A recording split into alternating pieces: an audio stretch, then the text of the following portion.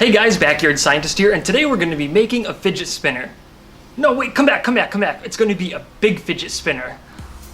Oh man, it's going to be made out of aluminum and rockets.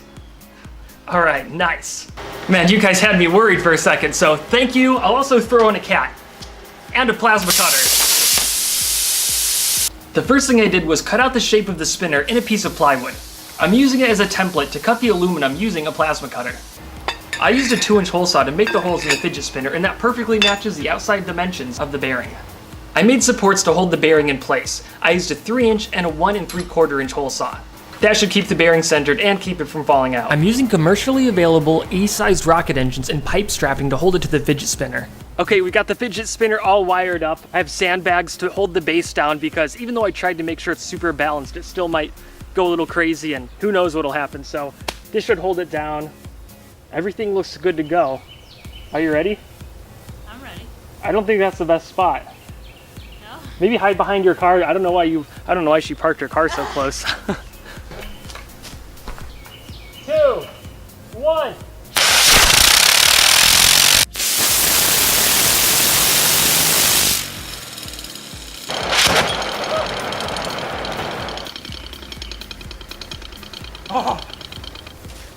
Oh, I forgot to trigger it.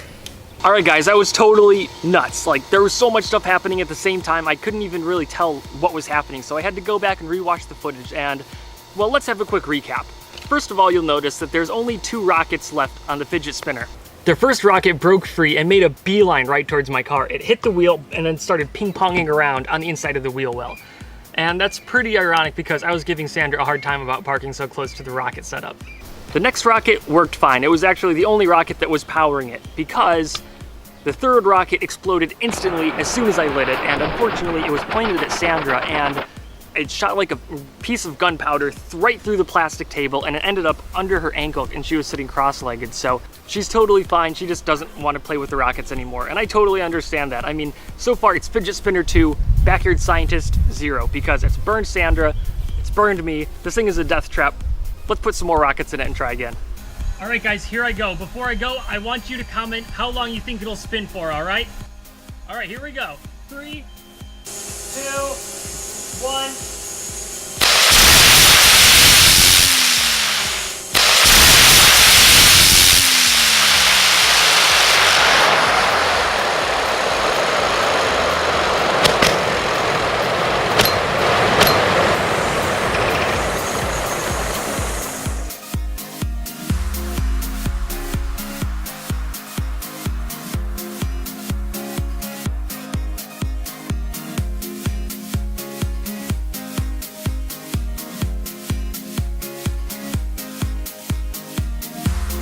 I was filming at 1500 frames per second, and I counted 17 frames per revolution. That means it was going around 88 times per second, or 5,294 times per minute.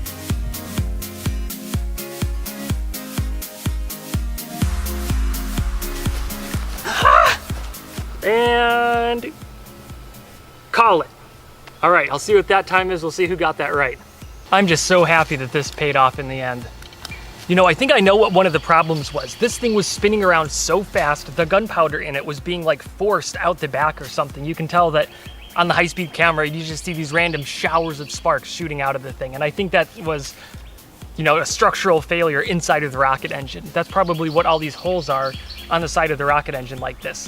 When it was spinning around, the gunpowder, the burning gunpowder was being pressed up against the wall and eventually flung out. I think that that's probably nothing that I can do any better. That's the results that we got. I'd like to give a shout out to Steven Scherer. He's the one that gave me the idea for the video. He originally tried it on his channel and he had his own set of difficulties, you know, just like I did, but you know, he's got a pretty cool channel, a lot of fidget spinner, a lot of Nerf stuff. I met him at Playlist Live. He's a super cool guy, so I'll see you guys next video. Bye.